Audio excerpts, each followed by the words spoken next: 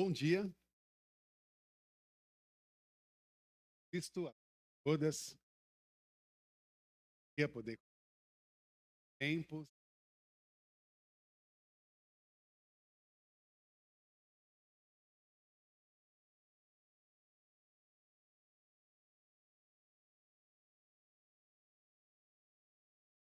separar tempos, dedico,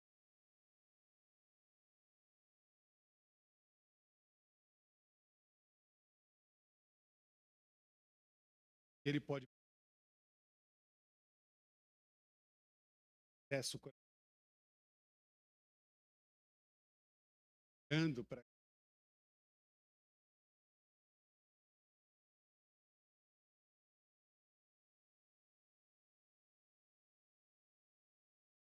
Deus se faz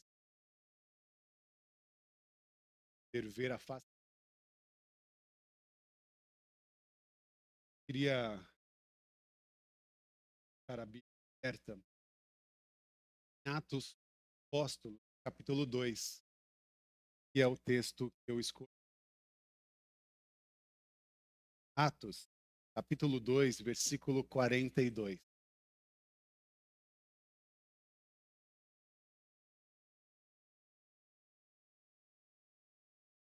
O livro de Atos 2, 42 diz assim: ter um trecho desse, esse é o ponto crucial da nossa. Perseveravam na doutrina dos apóstolos, na comunhão, e aí comunhão, leia-se koinonia. Esse é o termo do grego, koinonia. Perseveravam na dos apóstolos e na comunhão, partir do pão, nas orações. Certo aí? Tá? Tem alguma Bíblia aqui?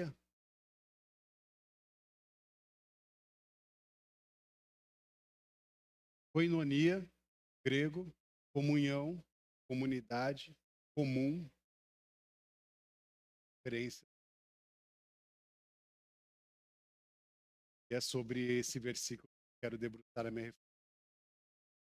Oremos ao Senhor. Feche seus olhos, se possível. Essa para que o Senhor fale ao seu coração. Senhor, nós te louvamos. Eterno, Deus, amoroso, Jesus, e presente sopro, vida, arruar de. Louvamos a Ti pela oportunidade desses encontros, pela possibilidade de debruçarmos as escrituras sagradas e aprender contigo. Nossa oração nesse momento é de celebração. Tudo que fizeste aqui nessa manhã. Que o Senhor continue fazendo, ensinando os nossos corações e as nossas vidas a partir da sua palavra. Não sejamos nós, mas o próprio Espírito agindo em nós e através de nós. Que a partilha do seu saber construa possibilidade em nossos cotidianos. Nós pedimos que fale conosco, nos ensine, nos ajude. Em nome de Jesus. Amém. Bom, chegamos nessa penúltima reunião de 2005. Tempo realmente parece curto, né? Dezembro normalmente é um período mais curto, porque o nosso encontro se encerra sempre no penúltimo domingo, ou às vezes na semana, né? E aí a gente vai para esse processo de encontro e de celebração no próximo domingo. E nesse, o penúltimo domingo é o penúltimo domingo de necessidade de respiro, né? Não sei como que você chega até aqui. Você está. Só você vai poder, de fato, fazer essa análise. Mas o que eu sugiro, você dê uma respirada, assim. Tá raro ultimamente. Então eu queria que você respirasse. E tá tão raro respirar a gente às vezes não sabe nem como respirar. Então, assim, você respirar muito forte, muito profundo, pode ser que dê até um apagão aí, entendeu? Uma vertigem. Então, a gente, por essa falta de costume de respirar, já é uma questão que a gente precisa resolver. Então, eu queria que você respirasse com cuidado.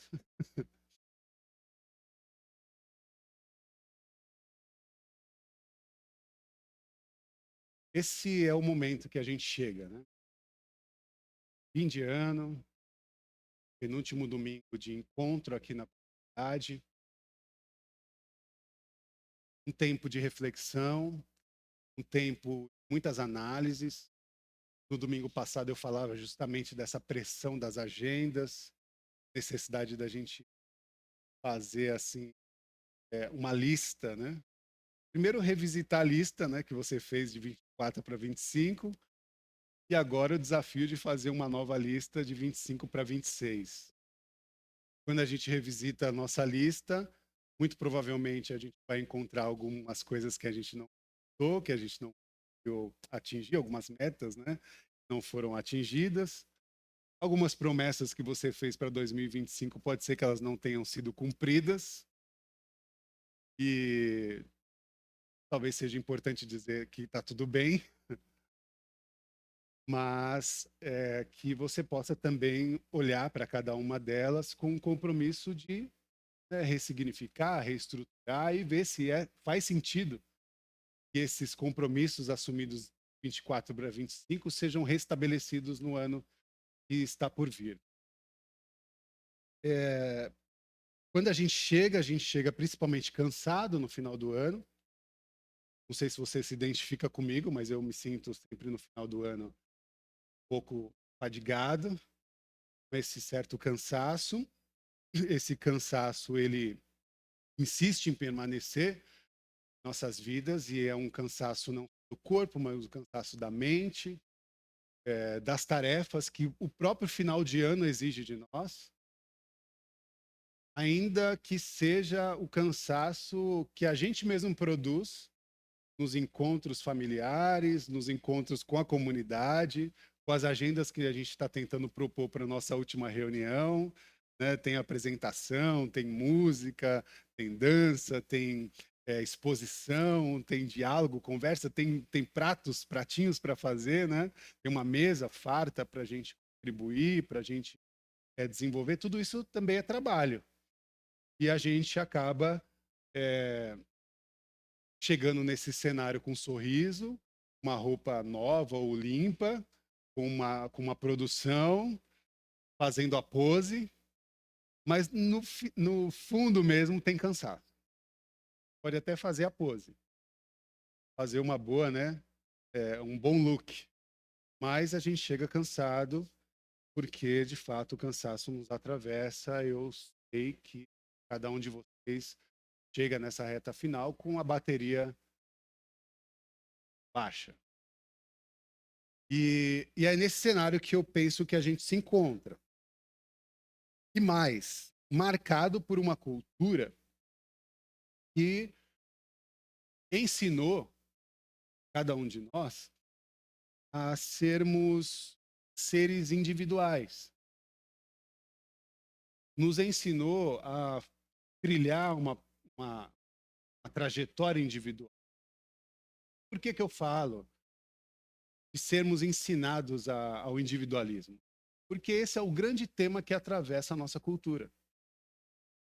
Nós, infelizmente, somos datados por uma experiência em que o nosso sucesso é individual. E, inclusive, né, dentro do cenário religioso, a salvação é individual. Percebe? Não é só fora. Não é só no contexto da comunicação nas mídias, no espaço de trabalho, no espaço de ensino. Não é só passado para nós a ideia de uma performance individual e de uma entrega individual, como também dentro do espaço religioso, nós somos provocados a compreender que a salvação também é individual. E isso nos lança num cenário muito complexo, porque acaba retratando em nós esse certo esgotamento por conta de uma não compreensão que a gente não vai conseguir pagar tudo sozinho, embora nós sejamos provocados a fazer isso. Então, quando você chega esgotado, cansado ou sobrecarregado num espaço religioso e alguém fala para você que a salvação a salvação ela é individual, é como se você chegasse aqui sobrecarregado e eu dissesse para você: agora, toda essa sobrecarga aí é problema seu e lide com ela, certo? Para ser bem assim, direto. Mas há muitos atributos religiosos que eu poderia usar para fazer coro com esse tipo de discurso. E tudo isso, meus irmãos, que eu analiso, eu vejo como, de fato, uma ideologia voltada para essa autossuficiência do ser humano. O ser humano como numa perspectiva de autossuficiência. E é uma ideologia que a gente desenvolve, se propõe ou recebe na nossa cultura. E isso nos adoece. E aí eu queria que vocês pensassem comigo, e aí é um desafio, porque aí eu tenho psicólogas e psicólogos presentes aqui nesse auditório, e eu fui tentar buscar na psicologia do trauma a consciência desse esgotamento. Esgotamento que é agravado justamente pela fragilidade dos nossos vínculos. O esgotamento que nos atravessa por conta da fragilidade da nossa não construção ou por nossa frágil construção das relações. De fato, é isso que o sistema, que a cultura quer, que a vida impõe sobre nós. Ela quer que a gente esteja ou permaneça em estado de isolamento. E o isolamento é interessante também para o status, o sistema. Porque quanto mais isolado, mais capacidade de manipulação a gente tem. Quanto mais isolado o sujeito, mais manipulado ele está suscetível. Então é importante para o sistema que você percorra um caminho de autossuficiência, de individualidade. Se proponha a vida e até mesmo para os seus afetos numa performance individual. Mas, sempre tem o mas, a Rede 80, a igreja que eu frequento, a comunidade de fé que eu participo, ela fez diferente em 2025.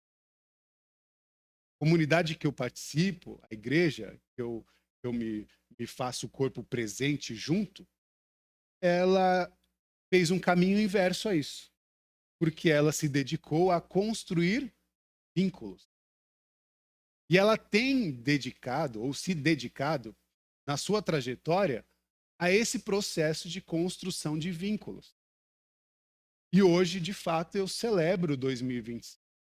Celebro 2025 como um ano de comunhão, ou o ano da comunhão, ou o ano de um termo que eu usei muito nas minhas pregações, como o ano das amizades espirituais. Falo isso atravessado emocionalmente pela perda que tive em 2024, e quando chega em 2025, só um abraço para acolher, assim como Renato também atravessou junto conosco, nosso irmão Renato, que está aqui presente, e tantas outras pessoas que talvez perdeu um ente querido ou se afastou de um familiar, e tantos atravessamentos emocionais que foram muito cruéis para nós, né? Porque todo afastamento é cruel. E aí, dentro dessa perspectiva que a gente encontra um abraço e firma nesse abraço os nossos vínculos, os nossos afetos. possibilidade de a gente se reestruturar, se restabelecer emocionalmente e fazer com que o nosso corpo corresponda à vida, não à doença ou ao adoecimento, mas corresponda à vida à ressurreição, à renovação. E é sobre esse atributo que eu acabo me debruçando ao texto de Atos 2. Porque o texto de Atos 2 está relatando a experiência da igreja primitiva, ou das primeiras igrejas, ou daquilo que nós podemos chamar do que é a primeira igreja, a igreja de Jesus. A igreja de Jesus está em Atos 2. Uma igreja que tem uma característica muito específica e que é, para mim, o meu sonho de comunidade, o meu sonho de igreja. Atos 2 nos oferece essa nossa estratégia de sobrevivência. Estratégia de sobrevivência como um contraponto da lógica comum, que é perceber em Atos 2:42 o que está sendo dito. Perseveravam na doutrina dos apóstolos, ou nos ensinamentos que eles traziam na perspectiva do que eles viveram com Jesus, perseveravam nesse ensinamento, na comunhão, na koinonia, e no partir do pão e nas orações. Então é fácil ser igreja. Se a gente compreender no versículo 42 que a simplicidade da comunidade parte do pressuposto que nós estamos ancorados no ensino, na koinonia, na partilha e na oração. Ser igreja é estabelecer esses 4 elementos na nossa trajetória, na nossa jornada. E aqui eu escolho como uma tese, né, central do nosso pensamento e da nossa reflexão, a experiência da koinonia. E a koinonia, do grego para o português, é o que a gente conversou aqui no início. O significado no pé da palavra é comum ou comunhão.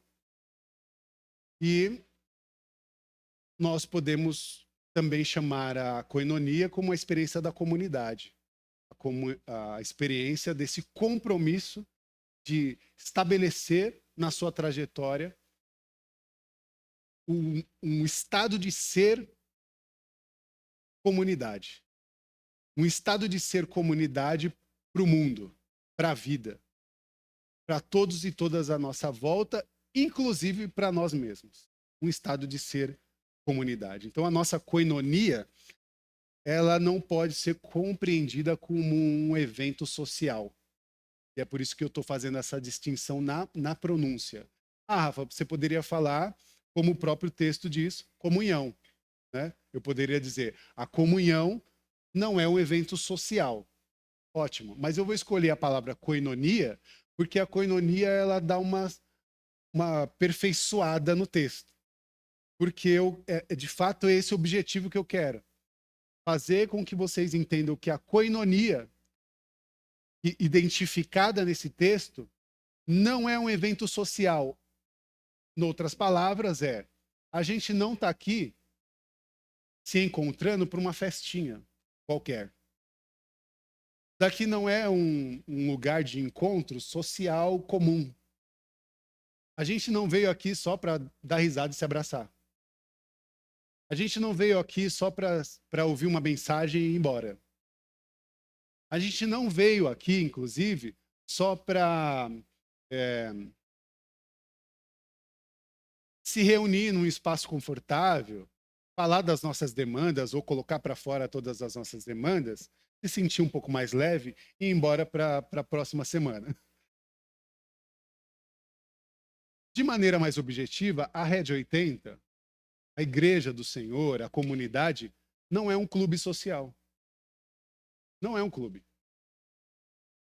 A koinonia não é um evento, não é um clube social, mas ela é para nós, ou deveria ser para nós, o antídoto profético de um Deus que se apresenta para nós nos livrando de todo e qualquer esgotamento do individualismo.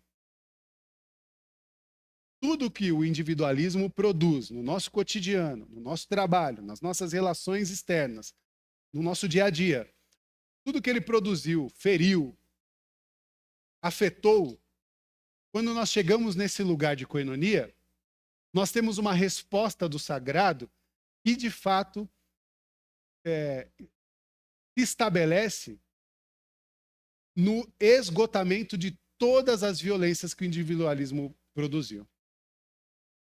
E traz para nós a experiência do que o salmista diz de refrigério, refrigério da alma. E nos dá a oportunidade de fazer o exercício que nós fizemos no início desse texto, que é respirar. Primeiro ponto, pensar o vínculo como cura. Pensar os vínculos construídos como segurança. E aqui eu quero desmistificar a palavra koinonia, do grego,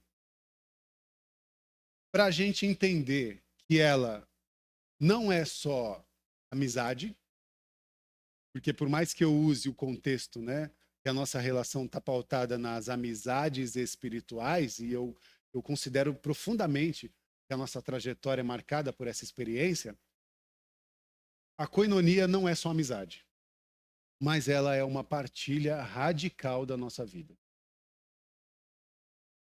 A koinonia é uma experiência de partilha radical dos nossos afetos, da nossa história e das nossas experiências. E é o evangelho explícito, na sua forma mais íntima. E por isso ela é tão sagrada. Quando nós estamos aqui, compartilhando dos textos e falando do evangelho, nós estamos falando da forma mais íntima da nossa experiência sagrada. Porque é neste contexto que nós compartilhamos os nossos recursos, é nesse contexto que nós compartilhamos o nosso tempo, e é nesse contexto que nós compartilhamos, inclusive, os nossos dons espirituais. E, acima de tudo, é nesse contexto que nós compartilhamos também as nossas vulnerabilidades. E é diante desse cenário que nós começamos a compreender o quanto um lugar como esse é sagrado. E exige cuidado, respeito, dedicação, esforço, trabalho. Vocês conseguem observar a profundidade dessa experiência e do que é a koinonia que nós temos revelada no texto de Atos 2, no versículo 42? A koinonia, meus irmãos, como porto seguro. Koinonia como porto seguro para a coragem. Porque, falando dessa comunidade que eu vivo, que eu me debruço, me mergulho nela, essa comunidade, ela me deu respostas. Ou trouxe respostas para algumas perguntas que eu faço. E aí eu poderia também perguntar para você, quais são as respostas que essa comunidade deu para você em 2025? E eu, sério, de verdade, eu adoraria ouvir cada um de vocês. E eu vou fazer, em algum momento, isso acontecer. A gente precisa conversar um pouco mais. Para tentar entender, a partir da nossa fala, do nosso olhar e da nossa experiência, o que a experiência da koinonia, nesse ambiente da Redentor, produziu em nós. Porque a gente conversa, né? E a gente sabe algumas coisas, mas a gente precisa partilhar isso também de maneira pública. Pública no sentido aqui, né? Nesse espaço seguro. E a psicologia vai nos ajudar a entender o valor disso. Vai tentar nos fazer compreender, talvez na psicologia do apego, de Bowlby, o quanto é importante a gente afirmar que estamos nesse espaço que entendemos como espaço seguro. Estamos dedicados a produzir um espaço seguro. E a gente precisa também afirmar dentro desse espaço que nós estamos estabelecendo vínculos seguros. Isso é importante, porque não é só um espaço de estabelecer vínculos, é um espaço de estabelecer vínculos seguros, assegurados por uma ética, por um cuidado, por um valor produzido nestas experiências e nessas relações. Porque a gente produz vínculos em vários espaços, mas não são vínculos necessariamente éticos, certo? Trabalho, no cotidiano, nas negociações. Nem sempre o vínculo tem um compromisso ético, ainda que você queira. As duas partes não necessariamente estarão dedicadas a essa construção. E aí a coinonia da Rede 80 ela vai funcionar como um porto seguro para isso. A coinonia da igreja vai funcionar como um aspecto de porto seguro para que a nossa relação estabeleça vínculos seguros. E por que que isso é vital para nós? Por que isso é importante para a comunidade? Porque quando você tem um porto seguro, você se sente confiante para explorar a vida. Você se sente confiante para explorar o mundo, inclusive confiante para enfrentar o mundo dos perigos que ele apresenta.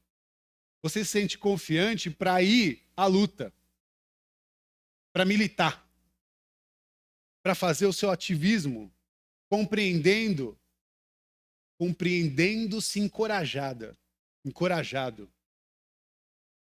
Você não vai vazio, você não chega nesses espaços de luta vazia ou vazio.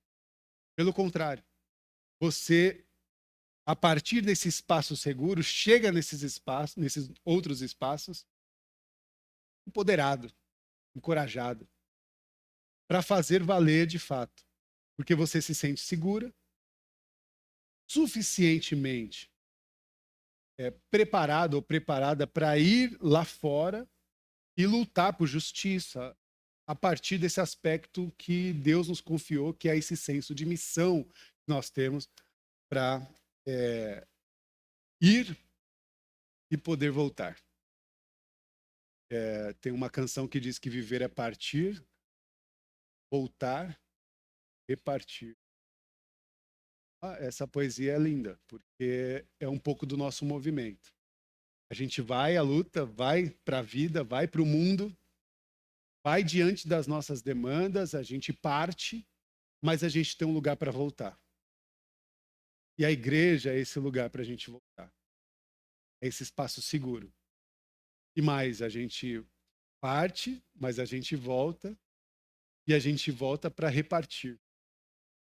E esse repartir, para mim, é tão poético, porque a gente pode repartir um coração partido, ou a gente pode repartir na experiência do compartilhar aquilo que aprendemos, aquilo que recebemos, com aqueles que ainda não acessaram. E é diante disso que a coinonia se torna sagrada. Que a comunhão se torna sagrada como amparo. Amparo para o nosso estado de ser autêntico. A coinonia como amparo para ser autêntico na vida, sem sermos roubados na nossa identidade. Como é bom se relacionar com uma igreja autêntica. Eu olho para o rosto de cada um de vocês e eu vejo a autenticidade. Seria para mim uma tragédia olhar para a minha igreja como pastor, como uma liderança de comunidade e ver uma comunidade toda igual, com a mesma roupa, com o mesmo cabelo, com o mesmo jeito de se vestir, com o mesmo jeito de falar, com o mesmo jeito de se portar. Quase como soldadinhos de chumbo, sabe? Todo mundo igual, do jeito até meio que enrijecido, duro, porque tem que seguir a regra, tem que seguir o regimento, tem que seguir a liturgia, tem que seguir a lei do regimento local que foi imposto. E se não tiver nesse regimento, nesse lugar aqui, se sair um pouco para fora, tá errado, é pecado, vai ser punido, vai ficar de banco. Não vai entrar, não vai participar da ceia. Então, olhar para a comunidade, para mim, é uma experiência da revelação desse sagrado que se apresenta numa koinonia que se estabelece nesse amparo de um ser autêntico. E aí eu vou para o Winnicott, que é mais um psicólogo, que fala do self, e que apresenta para nós, na sua fala, né, ele diz que o nosso verdadeiro eu só pode se desenvolver em um ambiente de holding. E esse ambiente, né, na sua tradução, é o ambiente da sustentação, o ambiente do amparo. Reduzindo, né? Reduzindo não. Resumindo, ele diz de maneira muito cuidadosa, é quase como se ele estivesse dizendo para nós que ninguém amadurece sozinho. Ninguém consegue amadurecer sozinho. Nós precisamos do outro. E a igreja, koinonia, é esse espaço de holding, é esse espaço de amadurecimento, é esse espaço de sustentação, de amparo para a nossa autenticidade. Compreende quem nós somos, a imagem e semelhança de Deus. E a imagem e semelhança de Deus é plural. Pai, é filho, e é sopro, é vento, é espírito. Não é enrijecido. Ela é movimento, ela é plural, e Deus, sendo plural, quando cria a sua imagem e semelhança, cria a pluralidade. Cria a experiência da pluralidade que precisa incidir na comunidade, na koinonia.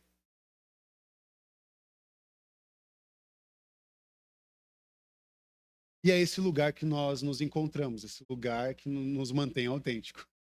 É esse lugar que as nossas dúvidas estão expostas.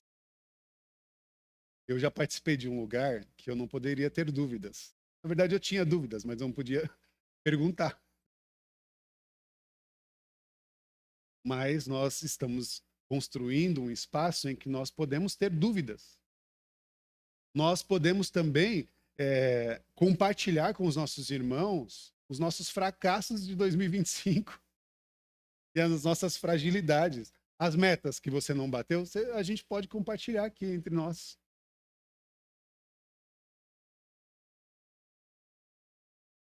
E a gente pode também compartilhar o nosso cansaço. Como eu compartilhei com você, eu chego aqui cansado. E eu posso compartilhar com liberdade, porque eu não preciso fazer pose de super poderoso.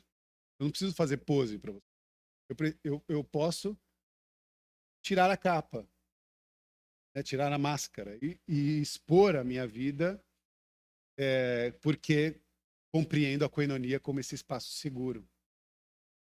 Sem medo dos julgamentos. E essa aceitação incondicional, ela é o que nos torna, de fato, inteiros. Então, a koinonia, para nós, é a nossa terapia radical.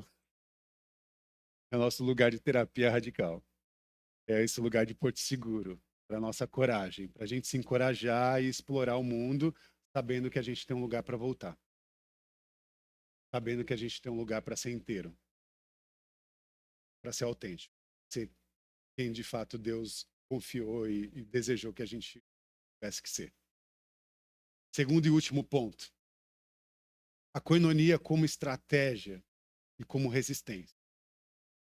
Como estratégia e resistência, como estratégia e resiliência.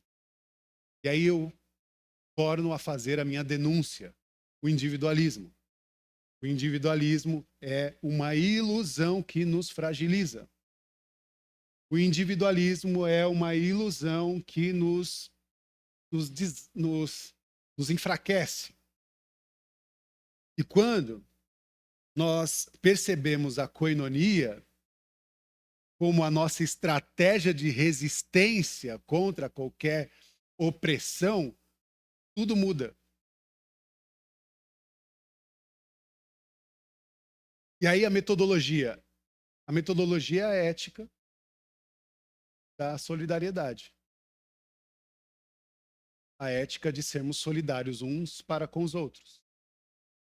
Porque quando nós olhamos a luta por justiça, nós somos sempre tentados a permanecer nesse lugar de cansaço. E aí por isso tem o termo do descansa militante, né? Que já viu já esse termo. Porque nós somos tentados a viver, né, nesse cenário num estado de cansaço, num estado de desistência. E aí a ética da solidariedade é o que mantém a gente de pé, que nos revigora diante do cansaço e diante dessa necessidade ou desse interesse com a desistência. Então, desistir não é uma opção para nós. E por que não é uma opção? Porque nós temos um lugar de amparo, nós temos lugar de abraço, nós temos lugar de cura, nós temos um lugar em que sempre vai nos lembrar como esse ambiente solidário de restabelecimento da nossa esperança ativa. E aí eu estou citando o Moltmann, e ele fala isso, sobre a esperança ativa. E, de certa forma, o Moltmann faz o esperançar. Acho que ele se encontra ali com Paulo Freire quando fala do esperançar. A esperança ativa, a esperança em movimento, a esperança que não fica parada, estagnada, mas é a esperança que é o nosso agir, o nosso esperançar. Nossa ação em solidariedade não é somente sentir a dor, mas é fazer com que essa dor se debruce a experiência de se colocar no ambiente da dor e se mover contra ela, né? Ou talvez com ela. E a igreja também faz isso, né? Ou ela dá resposta para te tirar do lugar do luto, da dor, do sofrimento, ou ela vai ficar do seu lado. Porque se a gente não celebra uma vitória, a gente vai chorar junto. Mas o importante é que a gente vai fazer isso junto, não vai fazer isso sozinho. E essa metodologia da ética da solidariedade, para mim, é fundamental. E é isso que eu gostaria de compartilhar com a minha comunidade. Onde um falha, o outro levanta. O outro se coloca na responsabilidade de ajudá-lo. E isso é fundamental. É fundamental diante da construção de Boltzmann, de Paulo Freire, de tantos atores importantes, como é fundamental se a gente for pensar na teologia negra, no fundamento da base do conceito Ubuntu, do conceito africano Ubuntu, muito bem envolvido pelo Desmond Tutu, que é um arcebispo católico, não foi papa, mas é um dos grandes teóricos, que deixou, na verdade, gama, né, de informação importante para a gente debruçar e tentar entender que a experiência, né, eu sou porque nós somos, Ubuntu. Sou porque somos. E aí, quem estava comigo no domingo passado e viu eu falando, né, da experiência de Moisés diante da sarça, e eu brincava da sarça negra, né, a sarça da resistência, da negritude, né, específica, eu falava dessa relação de, de Ubuntu, Deus, né? Porque quando ele fala para Moisés, na sua pergunta, eu vou em nome de quem? Aí ele fala, eu sou. Mas eu sou parece individual, mas não, o eu sou vem de muitas vozes. Vem de um Deus ou de uma perspectiva sagrada plural. Eu sou agora é a resposta para Moisés que atravessa a vida dele e vai de encontro a um povo que sofre. Então, esse eu sou é o nós somos. É a experiência do nós somos. O eu sou de Deus é o nós somos para a vida, para as adversidades, para a luta, para as contingências. E o antídoto para toda e qualquer invisibilidade, porque é de fato o que o nosso adversário quer, é nos manter invisíveis. É trazer-nos a esse espaço de invisibilidade. E nesse espaço de invisibilidade, o sistema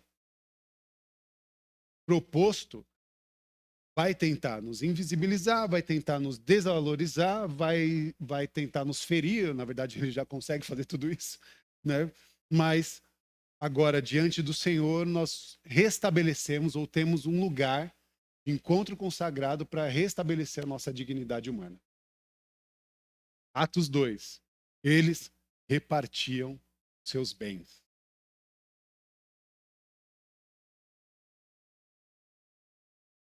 Atos 2. Eles repartiam tudo que tinham. Já imaginou uma experiência de koinonia assim? Onde você compartilha tudo que você tem? E os teólogos da teologia da prosperidade não me ouçam. Porque a regra não é 10%. É tudo.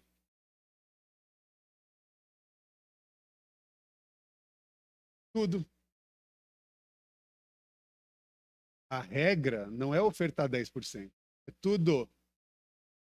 Porque eles tinham e compartilhavam tudo que eles tinham com todo mundo, né? Com a comunidade, com a koinonia. Qual que é a radicalidade dessa expressão? Não é a teologia da prosperidade, calma.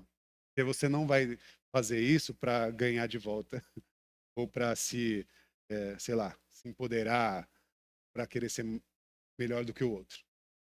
Não é isso, não é sobre isso. O que a teologia de Atos 2 está nos propondo é que tudo que temos é de todo mundo. E a nossa entrega, ela é em absoluto muito além do que a lógica do mercado, muito além do que o dinheiro. Quando nós falamos aqui de partilha, nós estamos falando mais do que os nossos bens materiais. Nós estamos falando da tudo, tudo que somos e temos. Alguém um dia perguntou para mim, falou, Rafa, você não cansou aí de ser pastor esses quase 17 anos de jornada aí? Servir por 17 anos? Eu vou me aposentar, me disseram. E eu não consigo me ver nesse lugar. Porque eu não olhei a pastoralidade como um trabalho em que eu tenho que bater o cartão e tal. Claro que eu corri riscos com isso também. Mas não tenho essa necessidade de olhar para a minha pastoralidade como uma experiência que precisa, daqui um tempo, descansar, aposentar. Não, porque ela faz parte da minha vida, da minha identidade, do meu estado de ser. E eu sei que essa pastoralidade atravessa você, atravessa todos nós. Porque, de certa maneira, cada um que eu estou olhando aqui também se identifica com essa mesma fonte, né? Porque isso é de nós, é do nosso DNA. Esse é o nosso jeito de ser igreja. Nós vamos ter a nossa última reunião de 2025 no próximo domingo, mas a gente não entra de férias. A gente dá uma pausa dos nossos encontros presenciais. Mas você vai levar para sua casa a responsabilidade de fazer uma mesa. E fazer a mesa não significa ser a mesa da sua casa, partilhada com a sua família, pode ser você sair da sua casa e ir para uma outra mesa. Ou se permitir a compartilhar e participar de outra mesa. Para que você tenha um Natal não solitário, mas um Natal solidário, em que você propõe mesa ou se propõe para a mesa. Entende? Essa é a perspectiva da nossa espiritualidade, que não se engessa numa koinonia que só acontece nesse lugar que nós construímos, mas em todo lugar em que nós colocamos a planta dos nossos pés. O eu sou que Deus nos deu no sermão passado só se sustenta porque nós somos. E ele está ativo no nosso movimento enquanto igreja, enquanto Red 80, enquanto comunidade. A pergunta para o ano novo não é o que nós vamos fazer nesse ano novo sozinhos. Não é. A pergunta para o ano novo é: quem vai carregar a minha maca?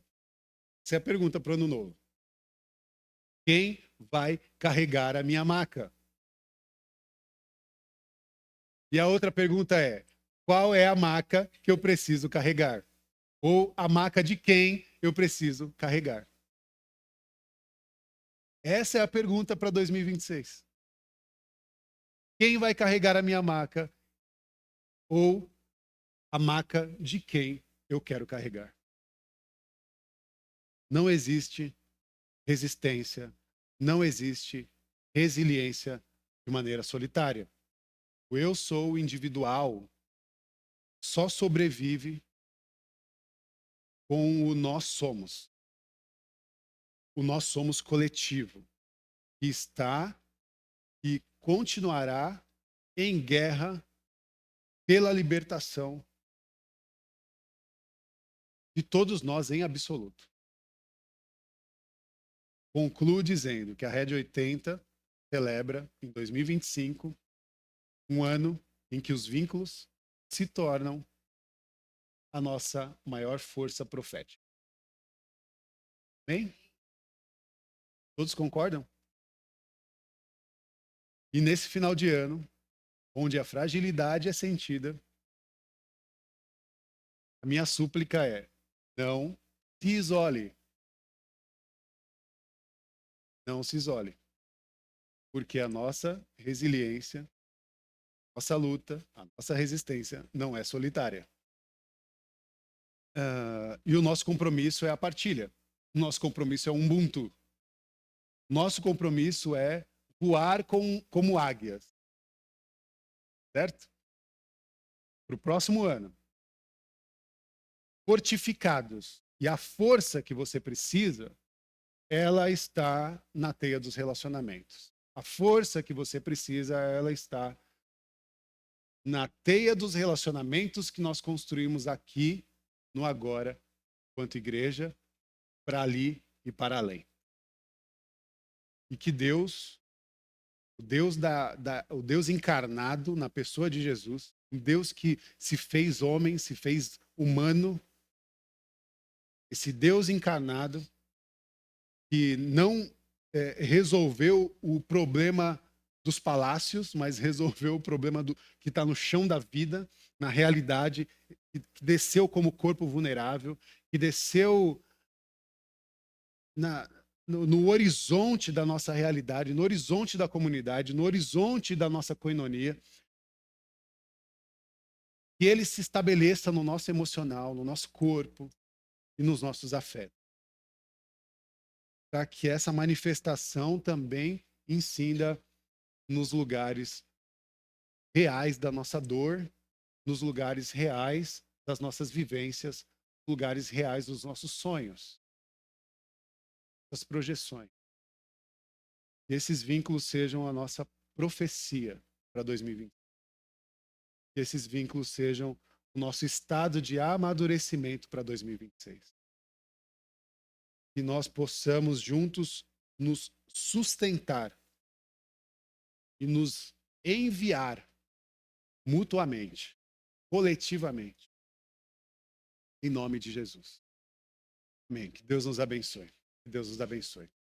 Mãos aos céus, que o amor de Deus, que a graça do Senhor Jesus Cristo e que as consolações do Espírito Santo estejam sobre a vida de todas e todos, sem distinção de classe, gênero, cor.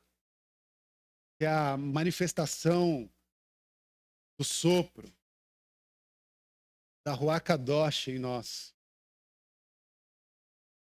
vivifique a nossa alma e nosso espírito. E que nosso encontro nesta coinonia sagrada preencha as lacunas vazias, feridas, frágeis, nos renovando, nos curando, nos fortalecendo e nos encorajando a uma trajetória madura para o viver. Que o Eterno nos abençoe. Amém, amém e amém.